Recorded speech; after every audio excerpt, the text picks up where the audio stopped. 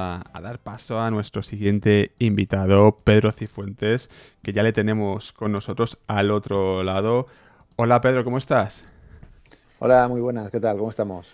Pues muy bien, con muchas ganas de conversar contigo. Aquí tengo en las manos, que lo sepa también los oyentes del podcast, ya cuando lo escuchen, esta obra, Planeta a la fuga, instrucciones para salvar el mundo, que esto es una parte, ¿no? Es una parte de una estructura más amplia, que ahora nos hablarás sobre ello, Pedro.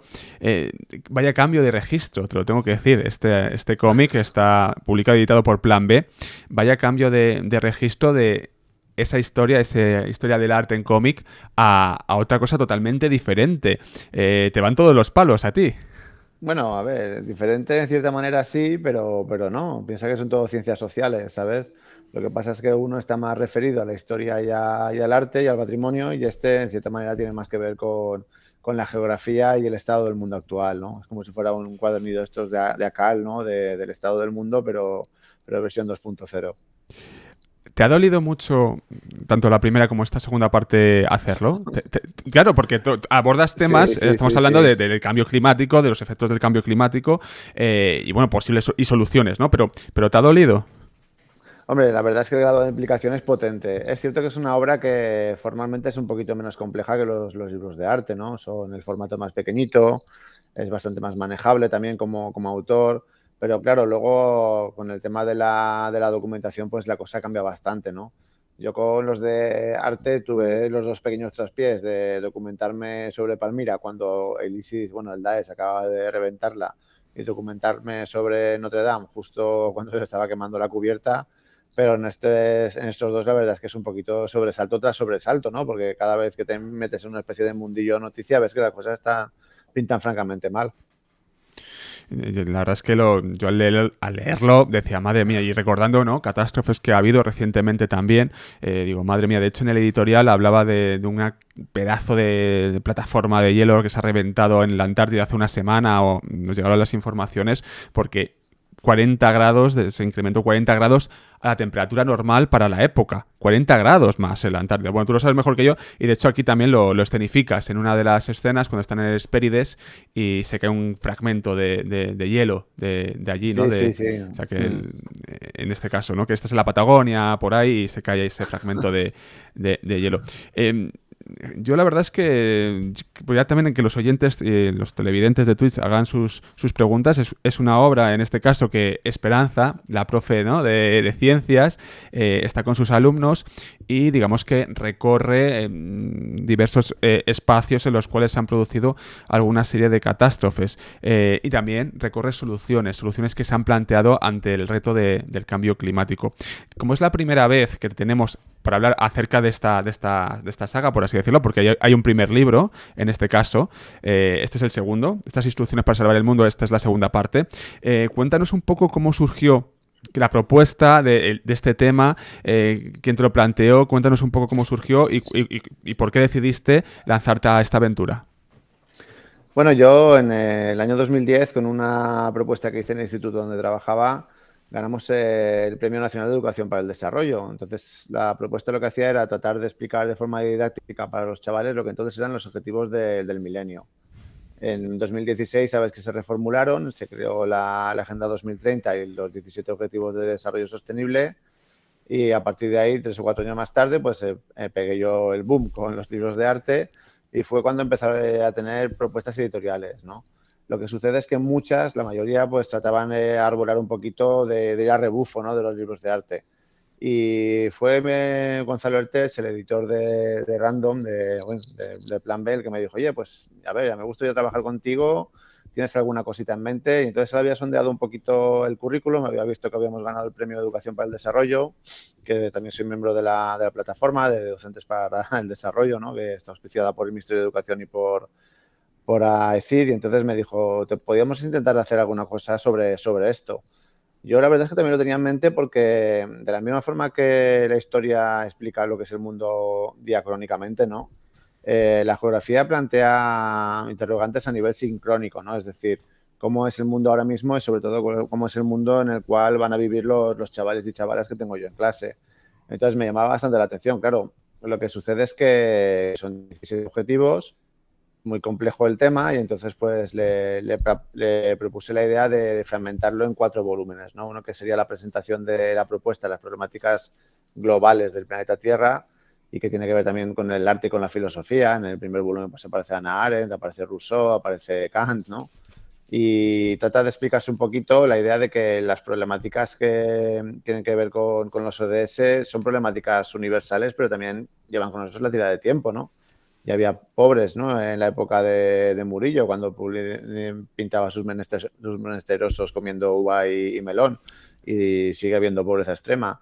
Entonces, a partir de ahí, la idea fue tratar de meterlo en 4 volúmenes, uno dedicado a la introducción, este segundo que tiene que ver con los problemas de cambio climático y sostenibilidad, el tercero, que es el que saldrá el año que viene, hará referencia a las problemáticas que afectan a las personas directamente, los protagonistas del planeta.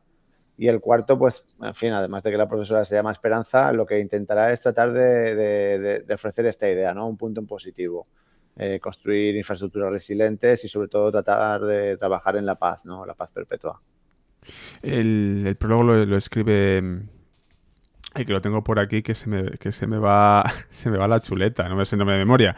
María Luz Ortega, este prólogo, que es un prólogo bastante atinado, habla de los ODS, habla de cómo se deben de articular, habla de 3 patas, y si una de las patas cae, no, la otra no puede ser, ¿no? Porque al final la sostenibilidad obviamente, pero claro, hay gente que luego paga la factura y es verdad que hay una reflexión ahí, ¿no? Que en muchas ocasiones la gente más pobre paga esa factura porque no tiene los recursos para dejar de ser pobre, por así decirlo, porque estamos ahí atados. Entonces, el tema de un coche eléctrico, por ejemplo, que es pues pasan estas cosas, ¿no? Que no puedo comprarme un coche eléctrico porque son muy caros y mi día a día necesito desplazarme en coche. O sea, ese tipo de cosas son complejas de articular, Pedro, y también me parece muy atinado por eso el prólogo de Luz Ortega.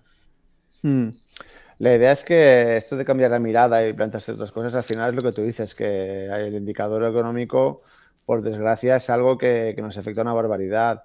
Yo lo entiendo como una especie de punto de partida para empezar a trabajar, ¿no? De hecho, en el libro los chavales se plantean esto, ¿no? Y la idea es esa, que no hay ningún climatólogo en clase, no hay ningún experto en ciencias ambientales, pero somos todos consumidores.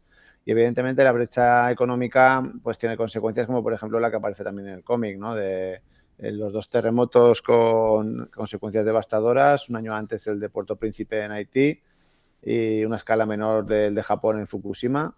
Y sin embargo, pues claro, el de Puerto Príncipe es una catástrofe que afecta a todo el país, de la cual todavía no se han recuperado. Y sin embargo, el Japón, pues este año pasado ya perfectamente pudo realizar los Juegos Olímpicos como si la cosa no existiera, ¿no? Entonces, en este sentido, sí que es cierto que el indicador económico, por desgracia, es muy latente, ¿no? Y no solo en las consecuencias, sino también en las diferentes interconexiones y las interdependencias que tenemos hoy en día. Otro de los elementos que aparecen, porque claro, el cambio climático se muestra de diversas maneras, obviamente. Heródoto, por cierto, Heródoto no falta a la cita. Yo Heródoto siempre le tienes aquí. Sí, tú ya sabes que me gusta poner cicerones, ¿no? Y a mí es que me gusta Heródoto. Era un mentiroso, era un poco canalla el hombre en sus cosas, pero bueno, mira, sabía transmitir, ¿no? Y me gusta, yo soy fan de Heródoto. Estaba en las tumbas aqueménidas y habla de la desertización, que esto también es muy interesante a la hora de ser conscientes, porque cuando ponemos la mirada en la antigüedad o en el pasado pensamos que era como lo estamos viendo hoy en día, y eso no es exactamente así. Hay efectos de un cambio climático que poco a poco se va acelerando más por la acción humana, que también lo dejas claro con esa revolución industrial que digamos que es una de las claves, ¿no? Pero es también interesante para tener la mirada de lo que nos puede pasar. O sea, de lo que nos puede pasar acelerando esta acción. Por ejemplo, en España, que, bueno, tú además vives en la costa casi, ¿no? Prácticamente, estás ahí. O sea, que esto Sí, es... de hecho estoy viendo el mar ahora mismo desde aquí, ¿sabes? O sea, lo tengo justo enfrente. No es por darte envidia, pero sí, sí, ¿En lo serio? tengo. Madre mía. Madre mía. Pues, a lo que te voy, ¿no? Que esto también es muy, muy interesante para saber los efectos que nos pueden esperar, ¿verdad, Pedro? Sí, totalmente. De hecho, yo, en fin, la costa que tengo delante, pues tiene un muro de piedra, una especie de espigón gigantesco, porque hay una mega infraestructura 10 o 12 kilómetros más para arriba, que es la ampliación del puerto de Castellón, y se está llevando la costa de la parte de abajo, ¿no? En fin, son cositas que sí, son pequeños detalles.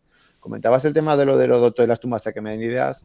Y ahora, pues, por ejemplo, que estoy preparando el nuevo libro con Despertacero, el de historia de España, el de la prehistoria, la gestión hídrica, por ejemplo, ya preocupaba en la Edad de Hierro, ¿sabes? Es decir, el agua es un recurso escaso y ya la gente se peleaba en aquel entonces por este tipo de cosas, ¿no? Es decir, la cosa ya estaba ahí, la problemática. Y estamos hablando de hace cerca de 3.000 años. En fin, fíjate tú que todavía no se ha resuelto eso, ¿no? Y además cómo afecta el cambio climático en los contextos históricos, en las épocas que cada uno vive, que eso es la Edad Media, ¿no? Que hubo una glaciación, creo que en un momento Sí, sí, determinado, hubo sí, una sí, los época de años enfriamiento, esto afecta muchísimo. Ahora vamos a una época de calentamiento que parece brutal, extremo. extremo, que parece brutal, acelerado por la mano del hombre. También reflexionas sobre eso, porque dices, ¿pero qué pasa? ¿Que el cambio climático es de ahora? No, no, el cambio climático se va produciendo con el paso de los siglos, milenios, y la huella que dejamos, el problema que tiene la huella que dejamos, que también hablas de esa huella que deja el ser humano, cada vez es más grande. Cada vez Mm. es más grande, que es interesante también esa mirada que planteas ahí. Oye, la gente joven, interesante, porque al final este libro tiene un público, entiendo que es un público juvenil, que tú eres profesor de instituto y hablas de confiar en la gente joven. Esto es muy interesante porque también tenemos una mirada entre comillas, viejuna nosotros, en plan, no, es que estos jóvenes de hoy en día no tienen conciencia de nada, no saben nada. Es verdad, esa mirada existe, ¿no? Esa No, mirada, pues me quedo esto. esa mirada existe sobre la gente joven, muy despectiva, por cierto, y lo hemos visto en la pandemia. A ver, no es generalizado, pero es así. ¿Tú cómo palpas a la juventud? Hombre, a ver, yo, llámame si quieres iluso e inconsciente, pero yo confío mucho en ellos, ¿eh? Y la prueba la tengo constantemente en clase, ¿no? Sí que es cierto que la juventud asusta, ¿no? Y pues, hombre, no se puede generalizar porque también tengo algún que otro botarate, igual que siempre ha sido así, ¿no? Y con el tema de las redes sociales, además, un problema que hay es que este botaratismo se magnifica, ¿no? Pero en general yo creo que tienen buenas ideas, sobre todo en temas de cambio climático y de sostenibilidad. Se nota también, ¿no? Que la educación es un indicador que está ahí, que va produciendo cambios lentamente, pero los chavales que me suben a mí ahora al instituto están muchísimo más concienciados con todo este tipo de cosas que hace 10 años. Lo que pasa es que, claro, tú eso no lo ves al momento, lo detectas cuando llevas bastante tiempo y cierto recorrido, ¿no? Yo creo que sí, que hay que confiar. Lo que pasa es que, claro, siempre acabamos hablando de lo mismo, Javi, del tema de la brecha generacional y de los viejunos y los boomers que somos. Pero es que es verdad, es así, ¿no? No sé, nos da miedo también un poquito el tema este de innovar, ¿no? Y de plantear nuevas voces, ¿no? Que dices, hombre, la gente no tiene experiencia, pero yo qué sé, a ver, es bueno dialogar, ¿no? Porque si no, lo que pasa es que al final te quedas anquilosado y una persona gris, sin ideas. Yo muchas veces les digo a los chavales que respecto a este tipo de temáticas, la solución no tienen por qué aportarla a ellos, pero seguramente todo esto que nos acucia y que nos preocupa, en fin, nosotros todavía no somos capaces de determinar algo porque no hay alguien que lo haya inventado o haya planteado una nueva solución creativa, ¿no? Esa solución creativa la tiene que plantearse así una persona más joven que nosotros. Hablas bueno, de los residuos al mar, hablas también de los cementerios de basura, pues, el teléfono móvil, dónde acaba el teléfono móvil, hablas sobre todo esto, es decir, pones sobre la mesa todos los aspectos, esa mano humana que a veces no somos conscientes. Cuando uno tiene un teléfono móvil no es consciente de dónde acaba, lo muestras Totalmente. muestras en la pantalla. Hay una cuestión que se ha mencionado anteriormente, cómo los países, dependiendo de su fortaleza económica, pueden enfrentarse a una crisis, a un momento de crisis, en el caso de Japón, Haití. Y aquí hay una cosa muy interesante, y fíjate, yo desconocía, y es lo de las semillas. Eh, Eso, si nos lo puedes hablar acerca de ello, yo no tenía ni idea de las semillas, es decir, a Haití se le ofrecieron muchas semillas, pues bueno, pues para que para que el planeta, digo yo, para que el país, bueno, pues volver a cosechar, etcétera, etcétera, ¿no? El alimento es lo primero. Pero no querían semillas. ¿Por qué no querían semillas? Pues básicamente por la inclusión, ¿no?, de los transgénicos como negocio, es decir, los proporcionaban multinacionales, no voy a decir nombres tampoco, Monsanto, ¿no? Pero no voy a decir nombres de quiénes son. Y claro, pues sí, al principio parece que es una especie de generosidad potente porque te proporcionan sus productos a un precio, pues tirados de precio, y claro, la gente puede tirar hacia adelante. Pero claro, la introducción de esto a nivel de monocultivo y a nivel de un producto muy dependiente de los propios productos de la compañía hace que si tú plantas este tipo de semillas con este tipo de productos y tal, al final tengas que utilizar en fin, sus nutrientes y toda la historia, y al final pues acabas dependiendo económicamente de algo que totalmente ajeno a lo que tú has hecho siempre, ¿no? Que es una agricultura tradicional basada en el producto local y totalmente independiente. Entonces, claro, es una forma un poquito de, sí, ayuda humanitaria, pero por otro lado te estamos convirtiendo en nuestro satélite por la puerta trasera, ¿no? Es que me parece tremendo, ¿eh? Yo no lo tenía ni idea y, claro, lo piensas y dices, claro, la dependencia de terceros y de ser al final el rehén de terceros porque tienes que comer, obviamente. Esto es así. A la hora de comer, pues te importa menos el cambio climático y el daño que puedas producir, obviamente, al Sí, planeta. y luego piensa tú también que ahí juega un papel importante los medios de comunicación, ¿no? Porque son empresas que tienen mucho poder y se publicitan y publicitan esa especie de ayuda que están haciendo a los países con problemas y claro, encima luego parece que no entienden por qué se rechaza ese tipo de ayudas, no sé, es bastante complejo, ¿no? Porque parece que el malo al final es el pobre campesino que no quiere que se meta nadie en su tierra a nivel de tener que depender de cosas extrañas y ajenas, ¿no? Y que se acaben con nuestra propia biodiversidad. Pero claro, ya te digo que en este sentido tienen muchísimo dinero pues eso, controlan bastante los medios y parece que sean los buenos de la película incomprendidos, ¿no? Cuando en realidad lo que están haciendo es negocio.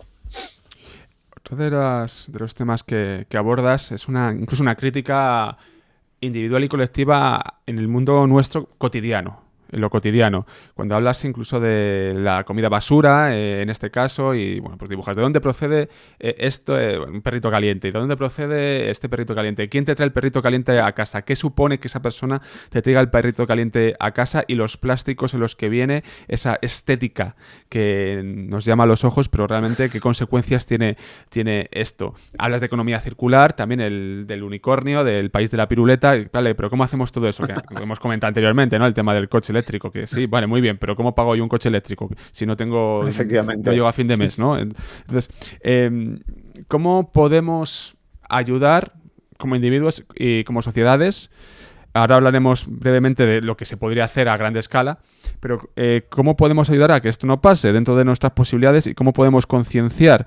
A ver, es que esto es un tema muy complejo, Pedro, obviamente tú lo abordas en el libro, pero ¿cómo lo podemos hacer? Porque claro, es que hay gente que es que no tiene otra opción. Es así. Ya, totalmente de acuerdo. Además te digo otra cosa, el bandejero de comida rápida y prefabricada y sobre todo el problema que tenemos aquí en España, que no es un problema de desnutrición, sino de malnutrición, a quien más afecta es a las clases pobres, es decir, a la gente que no tiene recursos, ¿no? Que comen mal porque es lo más barato que hay. Entonces yo ahí sí que es cierto que hay que luchar un poquito contra gigantes, ¿no? Porque la coyuntura no acompaña. Pero intento trabajar esto dentro de clase y en las páginas del TVO donde se aborda, se plantea un poquito una práctica que hacemos en tercero de eso, ¿no? Que es tratar de buscar la trazabilidad de los alimentos.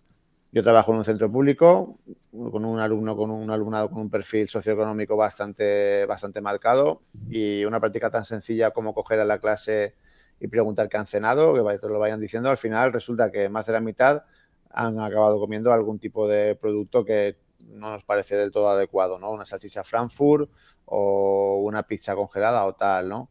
Entonces, cuando se llega a ese quórum de quién es el que más ha comido, pues siempre suele ser siempre la salchicha Frankfurt, por desgracia, ¿no?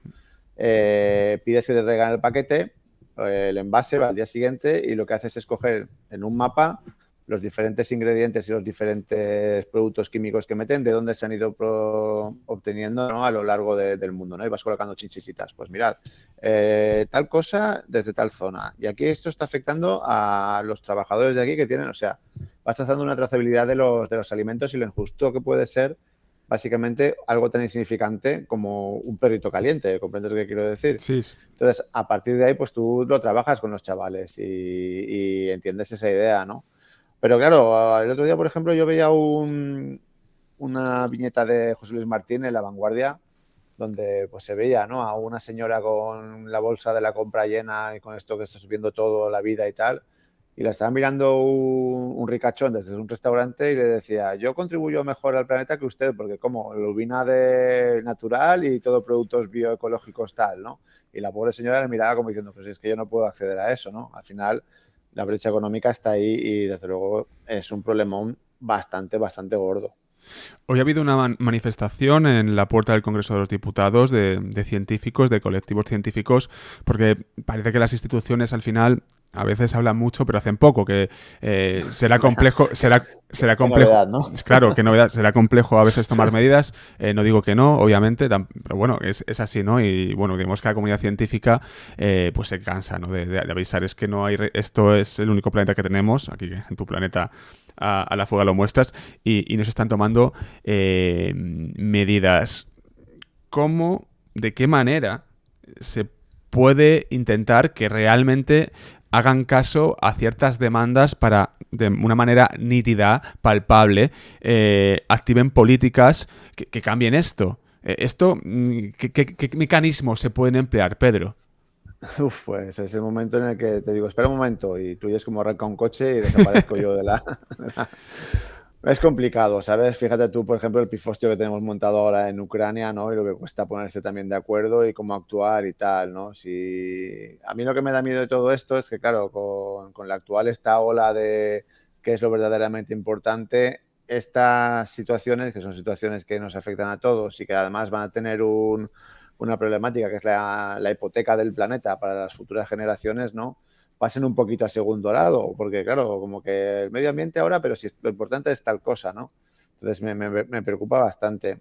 Yo creo que sobre todo por educación, pero claro, educación que también pasa un poquito por la implicación activa del profesorado, ¿no? Al final, tal como están las cosas hoy en día, porque, en fin, yo perfectamente puedo dar mi asignatura ciñéndome al temario y explicándoles a los niños de tercero de eso cuáles son las fronteras del planeta Tierra y los recursos naturales y tal.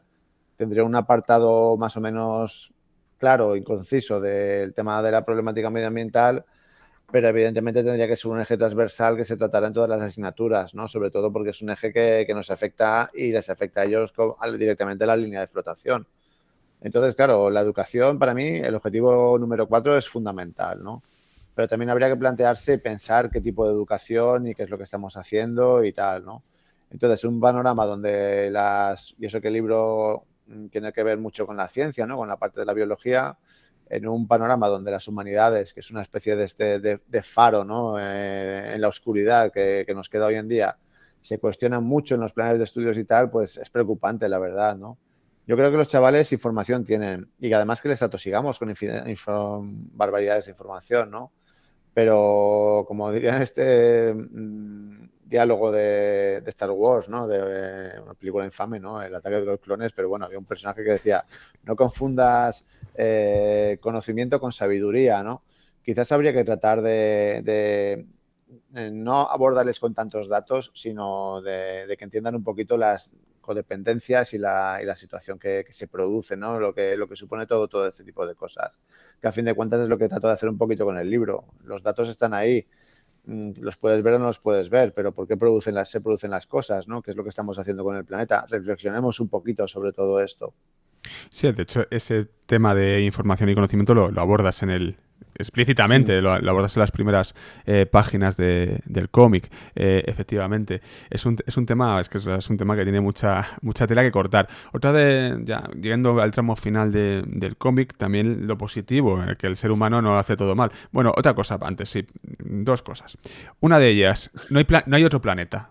Es que no hay otro planeta porque nos vamos a Marte, a la Luna, y pensamos y soñamos con la idea de salir del planeta. Esa es la solución, huir. Esto es como en la vida, Pedro.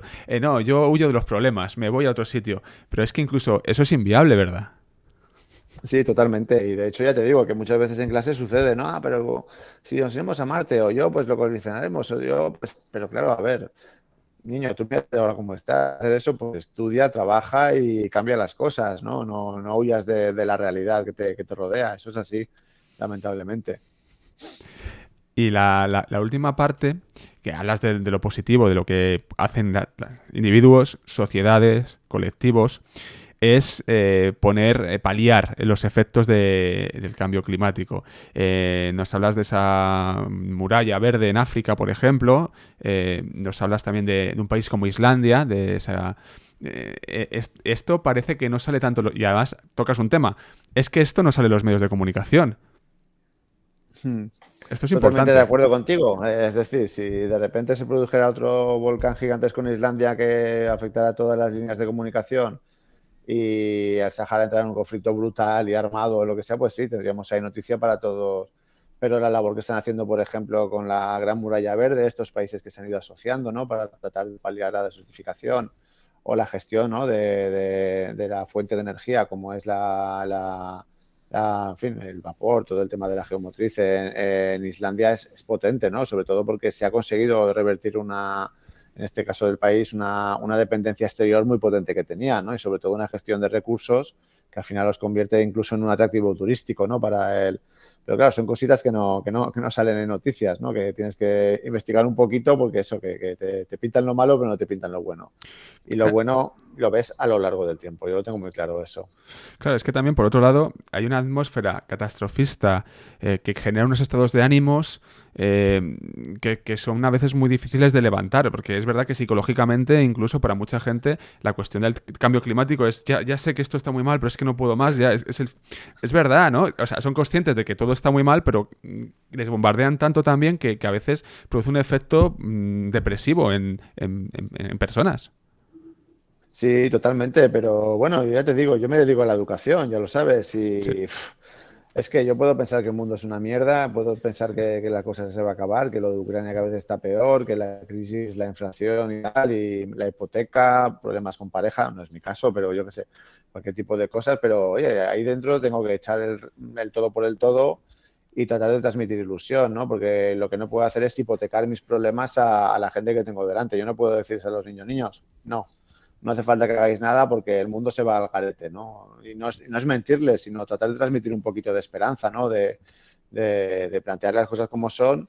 Soy consciente también de que son una generación que lo va a tener francamente más difícil que la nuestra, ¿no? Porque, en fin, a nivel de todo, digamos, ¿no? De acceso al trabajo, de medios económicos, ¿no? Las cosas son así, pero no me cabe duda también de que se pueden armar perfectamente, ¿no? Y insisto, yo tengo muchísima esperanza con ellos, ¿no? En ellos y en ellas. Y no podría ser de otra manera. Me cuesta muchísimo, a veces tengo que coger y hacer un ejercicio de respiración antes para decir, madre mía, pero es que no podría dedicarme a lo que me dedico si no fuera así. La esperanza, obviamente, y además hablas también acerca de la esperanza en el libro. Em, Vamos a ir con las preguntas. Hemos abordado un poco todo lo que tratas en la obra. Y hay una pregunta de Nosy Ross que me parece más muy acertada. Dice, en el caso de los libros sobre arte, supongo que habrá tenido menos interacciones malas. En este caso, ¿ha recibido más interacciones de negacionistas? O sea, por ahí va la cosa así. ¿Te han contactado negacionistas o tienes idea de que haya negacionistas que digan algo del libro? Pues de momento no, de momento he tenido la buena suerte de que no ha sido así, ¿eh? Con el primero sí que es cierto que tuve alguna crítica de estas en potente, ¿no? Pero de gente que es lo que dice, ¿no? Pero bueno, al final tampoco tratas un poco de hacerle caso. Tuve el caso también de un padre que se vino precisamente a hablar conmigo, ¿no? Sobre la asignatura y tal. Y él lo que me decía era eso, que lo del cambio climático era un bulo, tal, pero bueno, son cositas que te enfrentas todos los días, igual que al final, yo sé que al final acabaré teniendo algún terraplanista que vendrá a decirme que no, una cosa de estas, porque el mundo es así, ¿no? Pero de momento no ha sucedido, ¿no? Lo que pasa es que, claro, hay que armarse un poquito también contra los negacionistas, no sé, es que son tantas evidencias que no tiene sentido pensar que otra cosa, ¿no? Sabes que no sé por qué pasan estas cosas, pero en las redes sociales o bueno, en algunas plataformas es verdad que los discursos de odio o muy viscerales o incluso muy polémicos son los que suben muchísimo, o sea, que tienen mucha visibilidad, se viralizan, ¿no? A mí esto me da... No, tú también trabajas en el mundo de educación, trabajas con redes, me da mucho miedo, Pedro, porque al final, digamos que otro tipo de cuestiones más sosegadas, más científicas en clave divulgativa, a veces no tienen esa visibilidad que tienen, ya te digo, la visceralidad, de que la gente se encabrona, que se pelean. No, es que... entonces, esto también es un tema bastante preocupante que a ver cómo se ataja. Hombre, sí que me preocupa, porque también te digo una cosa, hoy en día cualquier persona puede coger y hacer un vídeo más o menos bien producido, ¿no? Y convencerte después de que no hay cambio climático, de que la Tierra es un plano gigantesco, de que las pirámides las hicieron los extraterrestres y, vamos, y tendrá sus seguidores y tal, porque es un vídeo bien producido y un discurso de alguien que sabe moverse con una cámara y tal, ¿no? Pero para eso están las evidencias científicas. Es que al final es eso, es ciencia. Lo que pasa es que, claro, en general, creo que lo que sí que hay es una comunicación un poquito deficiente, ¿no? Quizás de lo que es la ciencia, ¿no? Porque al final todo no sé, por ejemplo, los negacionistas de vacunas, coño, con que expliques cómo era la sociedad hace 40, 50 años, cuando la gente no tenía tanto acceso y cómo estamos ahora, ¿no? La esperanza de vida, todo este tipo de indicadores. Pero claro, es algo que cuesta un poquito comunicar, ¿no? Entonces, informarse y tratar sobre todo de hacerlo de una forma atractiva para que la gente lo entienda, creo que es fundamental. Y ahí es donde entra el tema de trabajar con el cómic. Y ya para la última, mirada positiva, esperanza. Y entiendo también que el cómic es una herramienta, te habrán comentado también ya en la primera parte, una herramienta docente muy potente. Te habrán comentado colegas acerca de ello que la utilizan en sus centros, de alumnos, de chavales, de chavalas. Me imagino que eso te habrá llegado muchísimo. Sí, y también cada vez más, ¿eh? Desde que saqué los libros de arte, tampoco, lo hemos comentado alguna vez, tampoco me considero una persona pionera porque es cierto que ya había en bastantes fiestas, Jordi Bayarri, hay gente que hace cosas similares, ¿no? Pero tratar de abordarlo de forma masiva con esta especie de universo compartido, porque tengo esta obra que está con Random, comparte los personajes que también aparecen en los de arte. Tengo otra historia también por ahí con Harper Collins, que saldrá en septiembre, que también aparece, es lo que es un poquito, digamos, más abierto todavía, ¿no? Más una especie de universo compartido, de cifuverso, si le quieres llamar así, ¿no? Qué Entonces, en bueno. ese sentido, sí. Luego también yo creo que el cómic todavía está por explorar, ¿no? A nivel didáctico. Creo que es un arte bastante joven, ¿no? Es decir, todas las capacidades que tiene expositivas, pues tampoco hay tanta obra, ¿no? Que aborde este tipo de esta idea, ¿no? De transmitir con viñetas. Y pienso que el siglo XXI es el siglo del cómic educativo. Estamos empezando, bueno, en realidad ya llevamos casi un cuarto y no hemos hecho nada. Fíjate, vaya siglo, nos espera. Pero bueno, que los cómics están aquí para quedarse y sobre todo para quedarse dentro de clase. ¿Y qué nos puedes avanzar de tu próximo trabajo? ¿Puedes contar algo? Bueno, ¿qué próximo trabajo? Bueno, ¿Este o el de el...? arte, el de arte, el de arte. Ya pasamos a Bueno, muy a ver, breve. yo tampoco quería coger y agobiarme, ¿no? Pero sí que es cierto que cuando lancé el crowdfunding y lo cogió Despertaferro, teníamos claro que el arco de mundo clásico, medieval y renacimiento iba a ir más o menos parejo, ¿no? De un año cada uno, porque yo tenía más o menos planificados los tebeos y tal. Lo que pasa es que, claro, me dijo Alberto, me dijo el editor bueno, que me tomara el barroco con filosofía, porque son palabras mayores y hemos espaciado el tema con cada 2 años, ¿no? Ahora el siguiente será barroco y porque evidentemente cuesta bastante, sobre todo la gestión de las obras, ¿no? Es decir, el 96 páginas, que es lo que meto aquí, ¿no? Porque tienes que sacrificar mucha cosa y que tenga un discurso. Entonces, estamos en eso. Lo que pasa es que caí en la trampa y además me engañaron como a un niño de 4 años, así como a mi hijo cuando le tomo yo el pelo, porque me dijeron, mira, cámara, que no te agobies con lo de arte, tú te lo tomas, pero oye, ¿qué te parece si nos enfrascamos en una historia de España? Y yo dije, ay, pues qué bien, vamos a hacerlo, oye, pues estupendo. Ay, Pedro, ¿y por qué no buscamos un formato así que sea chulo y tal y menos páginas? Ah, pues si son menos páginas, bien. Y primero la prehistoria. Ah, pues yo no puedo llegar a... No, tranquilo, como somos de Despertaferro, pues tenemos aquí un equipo de asesores y tal, y te buscamos gente y vamos a ver si podemos coordinar una obra. Total, que al final nos hemos metido en un pufazo de 64 páginas, formato A3, ¿de acuerdo? Que es una especie de mezcla de entre Atlas y cómic, que sale ahora para este año. Y pues eso, el primer volumen, la prehistoria de la península ibérica, ¿no? Y lo estoy gozando mucho, pero claro, es un mamotreto que pienso que sí que va a ser una obra bastante rompedora, ¿eh? A ti te va a Ostras, encantar. ostras, ya la veré, ya hablaremos sobre ello, ya hablaremos sobre ello. Ya no sé si aquí o... Entonces, ahora la idea es esa, historia de España, historia del arte. Historia de España, historia del arte. Pero bueno, que soy facilón, ¿eh? He dicho que me engañaron, pero soy facilón. Me pareció bastante golosa la idea. Madre mía, no paras, Pedro. Muchas gracias por estar con nosotros aquí hoy presentando este planeta a la fuga dentro de esas instrucciones para salvar el mundo. Plan B, Preguntando House. Pedro Cifuentes, profesor. Vamos hablando, ya te veo que dentro de poco nos volveremos a ver. Me da a mí la sensación, a lo mejor físicamente y Sí, todo. sí. Al final, no sé, tenemos que coger y hacer alguna cosa de estas, quedar para, no sé, me invitas a mi casa o alguna cosa de estas, porque, Sí. en fin, En tu casa o en la mía, somos ¿no? El programa este de... como habituales, como habituales, ¿eh? Madre mía, cuídate mucho, amigo. Y enhorabuena. Igualmente, yo te veo de Por, maravilla por- y que vaya todo bien con tu proyecto, que cada vez va más, ¿eh?